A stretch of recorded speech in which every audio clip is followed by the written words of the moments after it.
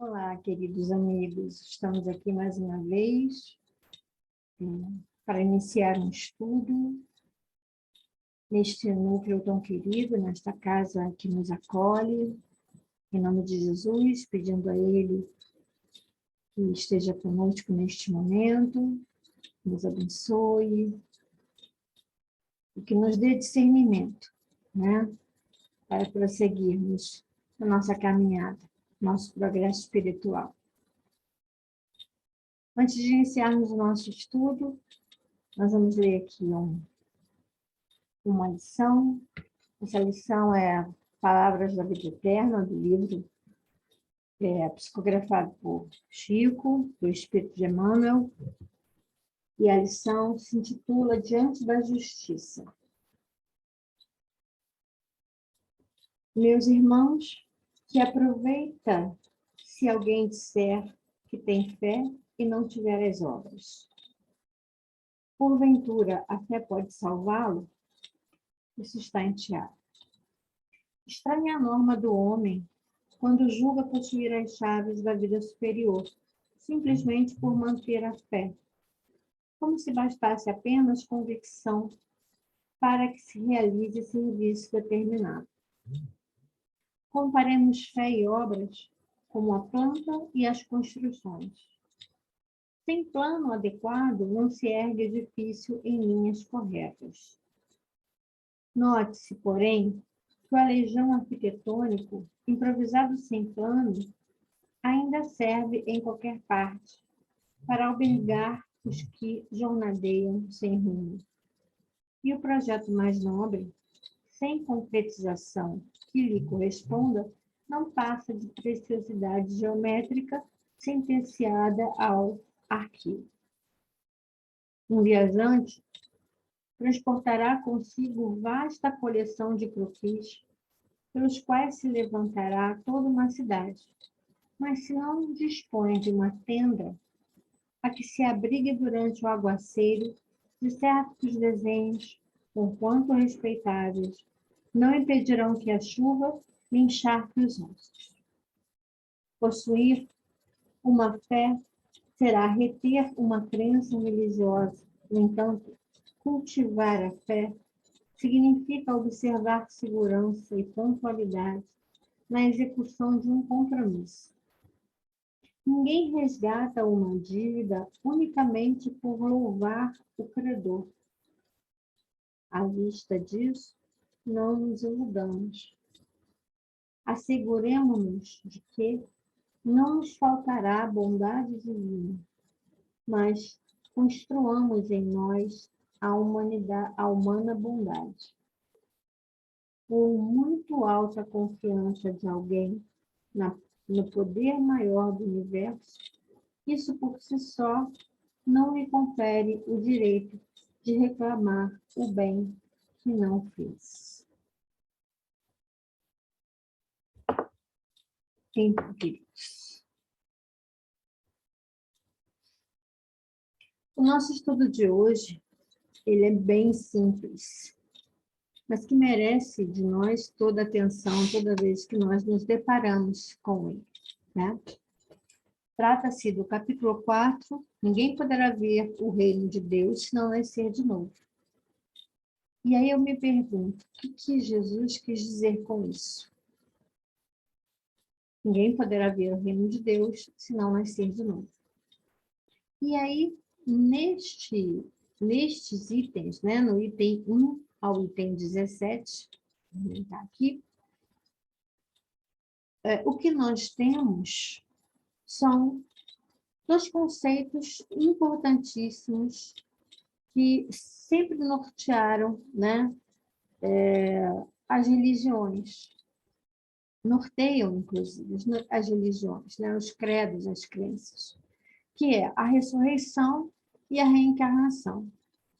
E é sobre isso que esses itens que nós vamos estudar hoje vai falar, né? Ressurreição e reencarnação. Antes de mais nada, nós temos que sempre recorrer ao auxílio, né, do dicionário, que a gente possa entrar num estudo com uma ideia mais clara do conceito de alguns termos importantes. E aí, conceituar, né, definir alguns termos, o que seria ressurreição e o que seria reencarnação, fica mais fácil para a gente poder prosseguir. Ressurreição significa ato ou efeito de ressurgir, regresso da morte à vida, ato de reaparecer depois de haver morrido. Segundo o catolicismo e o protestantismo, é um retorno à vida no mesmo corpo, é você ressurgir, você mesmo, você da mesma forma. Retorno à vida no mesmo corpo. Encarnar significa penetrar, seria a entrada de um espírito no corpo. Reencarnar significa a volta de um espírito num novo corpo físico, sem qualquer espécie de ligação com o antigo corpo. E reencarnação é a doutrina da pluralidade e da unidade das existências corpóreas. Isto é, do nascimento ou renascimento de espíritos, tanto na esfera terrena como na de outros planetas. É a doutrina da unidade das existências corpóreas. Seria um caminho, né? Seria uma estrada. E ao longo da estrada, nós passamos por vários momentos de nascimento e renascimento. Bom, seguindo o nosso estudo, Jesus diz, lá em Mateus e Marcos, o que dizem os homens com relação ao Filho do Homem? Quem dizem que eu sou? E os seus discípulos responderam, dizem uns que é João Batista, outros que Elias, outros que Jeremias, ou alguns dos profetas. E perguntou-lhe Jesus, e vós? Quem dizeis que eu sou? Simão Pedro, tomando a palavra, respondeu, tu és o Cristo, Filho do Deus vivo.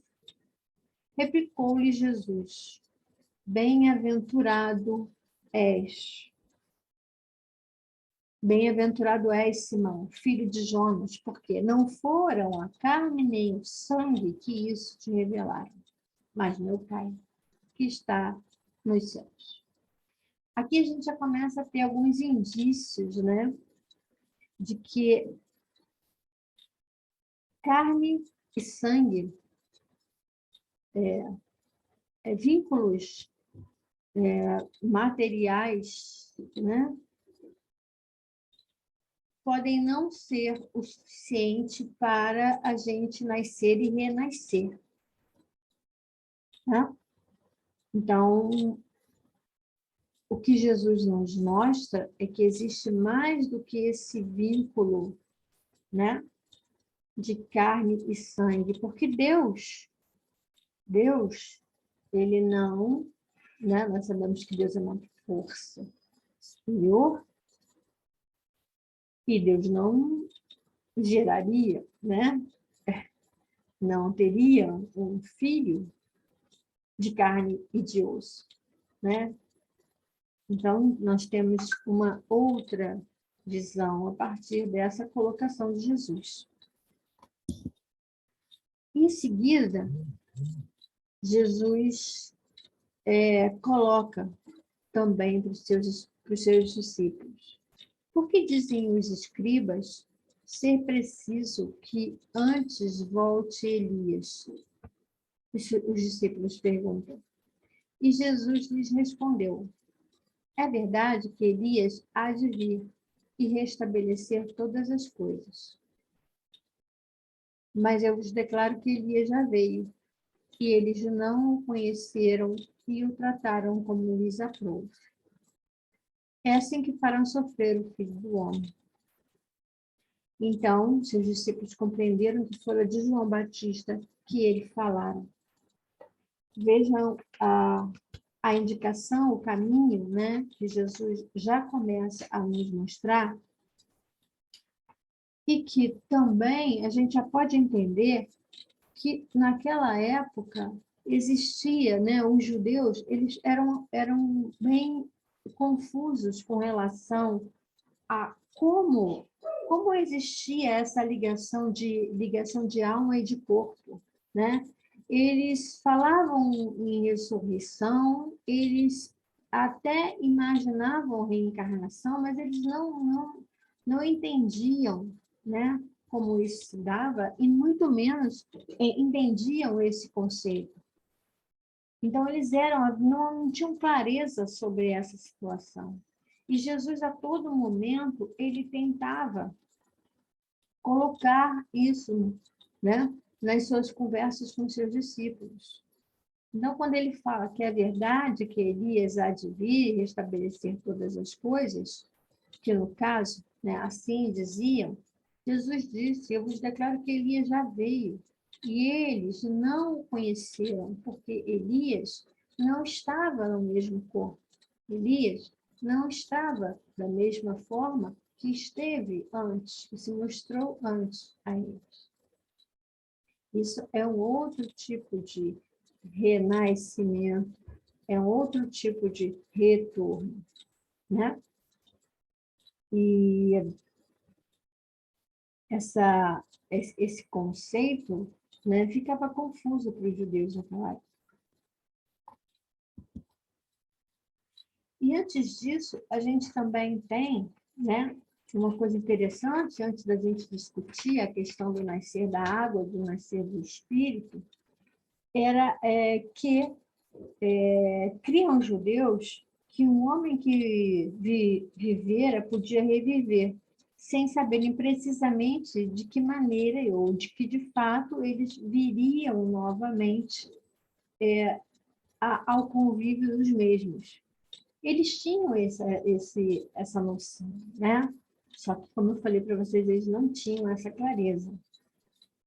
Sabiam necessariamente de que a ciência dizia, né?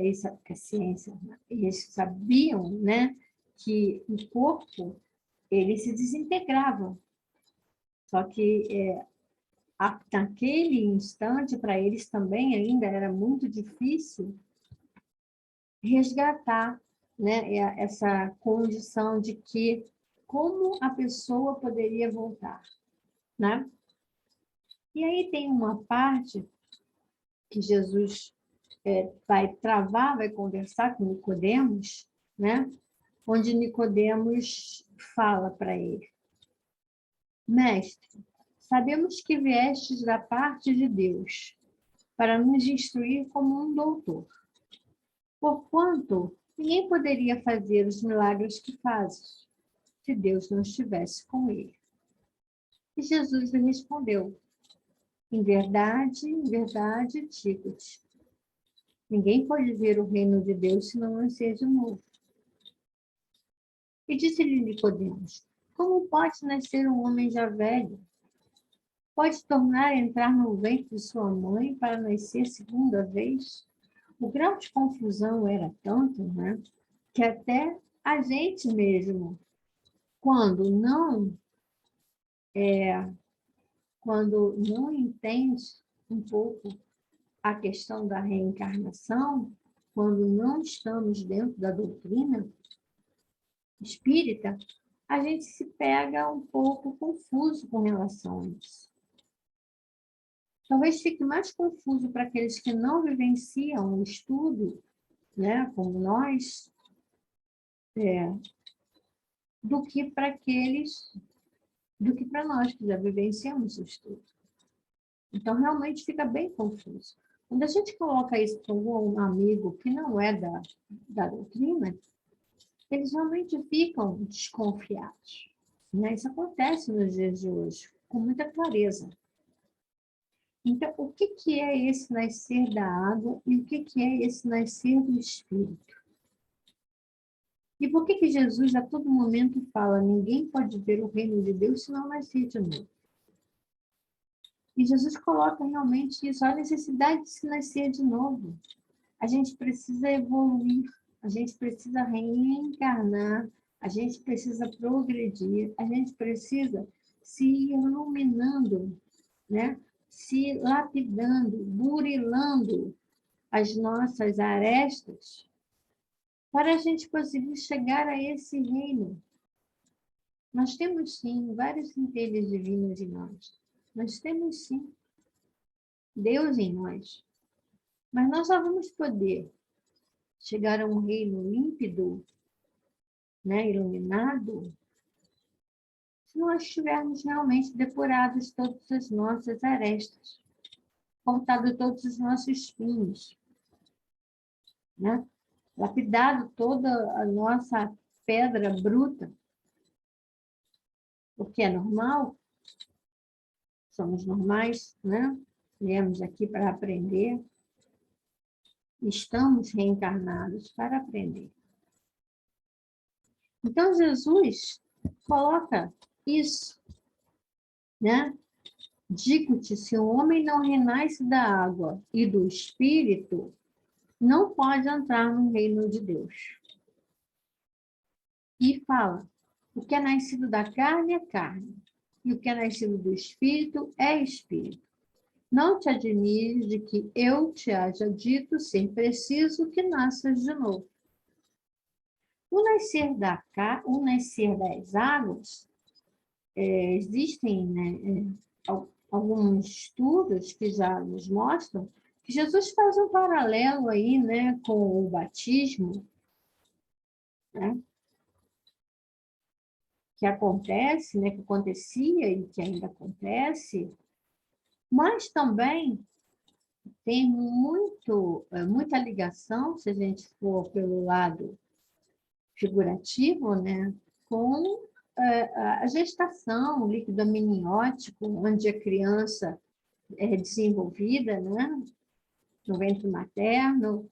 Então, essa é a água, né, que compõe todo o corpo humano.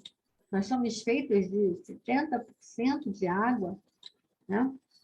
Então, isso é o renascer da água, isso é o batismo.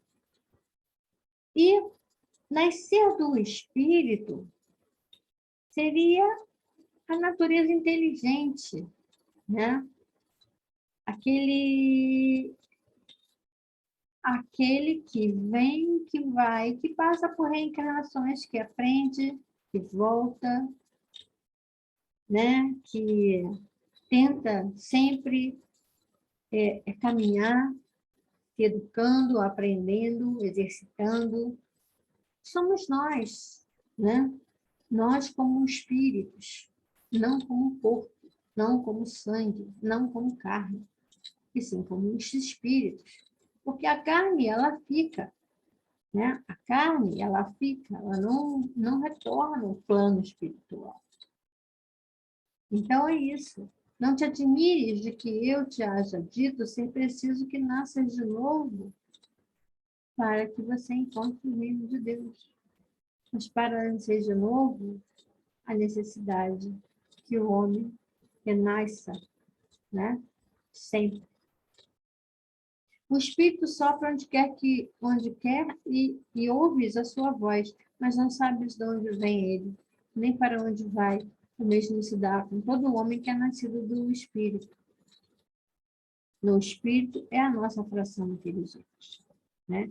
Então, Jesus, a todo momento, ele fala para a gente sobre a reencarnação. Ele nos dá indícios sobre isso. Chico Xavier, né, numa das suas frases clássicas, e que nós, espíritos, ouvimos e precisamos ouvir várias e várias vezes, diz: já vivemos muitas vezes. Estamos com as pessoas certas para ajustarmos os nossos corações e resolvermos os nossos problemas. Na reencarnação, ninguém erra de endereço. Já vivemos muitas vezes, né? Porque reencarnamos sempre. E, obviamente, na nossa reencarnação, nós temos propósitos. Nós temos tarefas, nós temos missões, nós temos planos esses que traçamos, né? Traçamos, arquitetamos, consolidamos lá no plano espiritual. E provavelmente essa família, né, as pessoas em que vivemos, seja na família, seja no trabalho, seja entre amigos, esse endereço, né, esses locais, são os locais apropriados, as pessoas são apropriadas, precisamos vir com eles. E vamos ter embates, vamos ter problemas, vamos ter desassossegos, mas o que é vantajoso nesse momento? Persistir nos embates, persistir no desassossego, persistir nas guerras. O que cabe a mim, o que cabe a cada um de nós nessa reencarnação? O que eu preciso entender? Olha, eu sei que é muito difícil a gente abraçar uma pessoa que a gente não tem empatia, que a gente não gosta, que não me soa bem, que me fez o mal, né? Mas, ao mesmo tempo, eu não preciso jogar energias negativas em cima dessa pessoa, porque eu sei que este movimento não é o movimento esperado, não é o movimento mais correto, né? Eu costumo dizer que se eu encontro alguém no meio da rua que seja um desafeto meu, ou que ele esteja no mesmo ambiente que eu posso passar por ele e dar um bom dia. Eu posso encontrá-lo e se os olhos se cruzarem, bom dia. Não precisa traçar conversas, mas pelo menos um bom dia, que ele tenha um bom dia, né? É sincero, porque mesmo ele sendo meu desafeto, eu não quero que ele tenha, sofra e o mal. Então, já é um passo. Não preciso, né? Talvez dar mais do que isso nesse momento. Talvez futuramente, numa outra reencarnação, num outro momento. E os momentos vão acontecendo através das reencarnações. E aí a gente vai nascendo de novo e vamos ver o reino de Deus. E vamos melhorando. Quem sabe essa melhora venha a ser isso, né? O reino de Deus em nós. Poxa, de uma forma figurativa, o reino de Deus seria justamente isso, né? Estamos melhorando, estamos sendo mais empáticos, estamos sendo mais amorosos, estamos sendo mais amigos, estamos sendo mais compreensivos. Passo a passo, vamos chegando a esse reino que ele não é físico. Bom, do livro Roteiro, também, por Emmanuel, o Chico, diz o seguinte: em verdade, meu amigo, terás encontrado no Espiritismo a tua renovação mental. Olha só, renovação mental. O fenômeno terá modificado as tuas convicções. As conclusões filosóficas alteraram, de certo, a tua visão do mundo. Admites agora a imortalidade do ser e sentes a excessitude do teu próprio destino. Poxa, vou fazer com que o meu caminho seja um caminho melhor. Não vou ficar pisando em pedras, né? Não vou colocar pedras no meu caminho. Se eu sei que aquele caminho que eu tenho que seguir, eu não vou colocar pedras no meu caminho, eu mesmo. Vou colocar algodão, vou colocar flores. Eu preciso fazer isso. Se eu preciso como espírito, porque eu sou imortal. Então, eu mudo, eu renovo minha mente. Eu mudo a minha postura. Eu modifico as minhas convicções. Se eu percebo isso, né? Se eu tenho essa clareza, eu tento, né, me favorecer nessa reencarnação para a próxima e seguir, e seguindo. E Jesus continua, né, com as suas colocações sobre reencarnação, sobre a existência da reencarnação, quando ele fala mais uma vez, né, sobre a questão de João Batista e de Elias. Ele coloca: ora, desde o tempo de João até o presente, o reino dos céus é tomado pela violência, e são os violentos que arrebatam. Pois que assim o profetizaram todos os profetas até João. E também a lei. Se quiseres compreender o que vos digo, ele mesmo é o Elias, e há de vir. Ouçam aquele que tiver ouvidos de ouvir. Ele mesmo é o Elias, que há de vir. Não há nenhuma alegoria nisso, não há nenhuma figura de linguagem, é uma afirmação. Jesus diz, ele mesmo é o Elias. E aí, existe uma passagem que diz no Evangelho: ora, sendo João o próprio Elias, Jesus alude à época em que João vivia com o nome de Elias, o Espírito.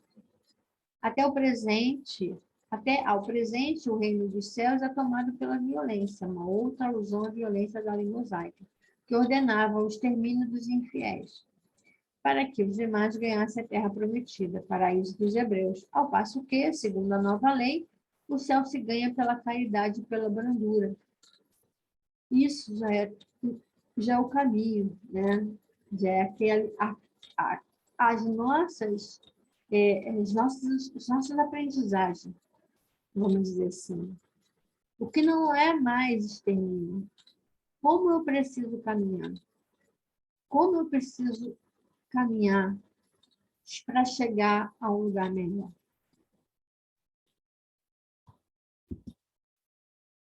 Então, novamente, Jesus diz, e eu relembro aqui a vocês e a mim mesmo: ninguém poderá ver o reino de Deus se não nascer de novo, se não for um pouquinho melhor, se não se mostrar um pouquinho mais caridoso, se não modificar um pouco seu olhar perante algumas coisas, se não se esforçar, porque às vezes é difícil, né? Se não tentar tirar, né, alguns pesos.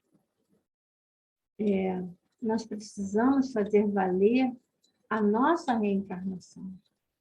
Nada de deixar para o futuro, nada de deixar para a próxima. É muito ruim, né?